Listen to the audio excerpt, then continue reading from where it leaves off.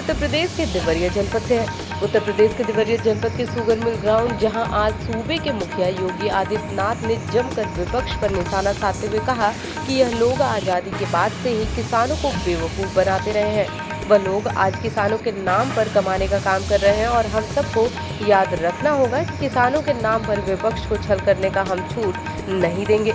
जिन्होंने किसानों को मूलतः समर्थन मूल्य देने का कार्य नहीं किया, जिन्होंने किसानों के खेत पर पानी पहुंचाने की घोषणा की थी, वह नहीं पहुंची। जिन्होंने किसानों को कोई सुविधा उपलब्ध नहीं कराई, वह आज किसानों के हित की बात कर रहा है।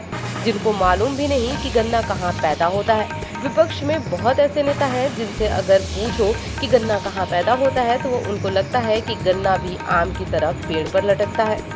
देवरिया से हमारे संवाददाता प्रदीप श्रीवास्तव की रिपोर्ट। जो लोग आजादी के बाद से किसानों को बेवकूफ बनाते रहे हैं, वे लोग आज किसानों के नाम पर भरमाने का कार्य कर रहे हैं और हम सबको याद रखना होगा, किसानों के नाम पर किसानों के साथ छल करने की छूट हम विपक्ष को नहीं दे सकते।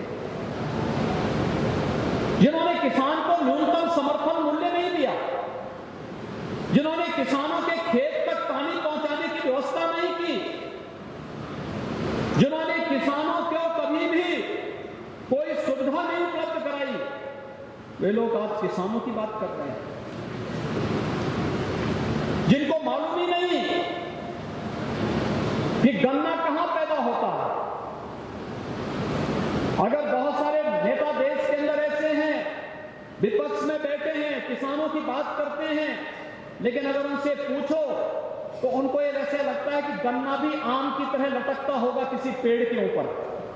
उनको ये नहीं लगता है, गन्ने के बारे में बता नहीं पाएंगे। उनके वक्तव्य आपने देखे होंगे, जब किसी किसान ने मांग की कि चीनी मिल नहीं चल रही है तो उन्होंने कह दिया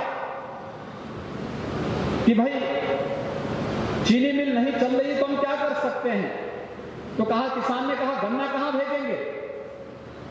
उन्होंने कहा गन्ने के पेड़ होंगे तो गन्ने के पेड़ को हम दूसरी जगह लगाने की व्यवस्था कर देते हैं। तो गन्ने के पेड़ लगाने की लोग बात करते हैं। इन लोगों से किसानों के हितों की बात करना अपने आप में एक दिवा स्वप्न जैसा ही है। हमारे लोकप्रिय विधायक श्री जन्मेजय सिंह, अचानक उनकी मृत्यु हो गई। आज वे हमारे बीच में नहीं, उनके कारण सीट खाली हुई।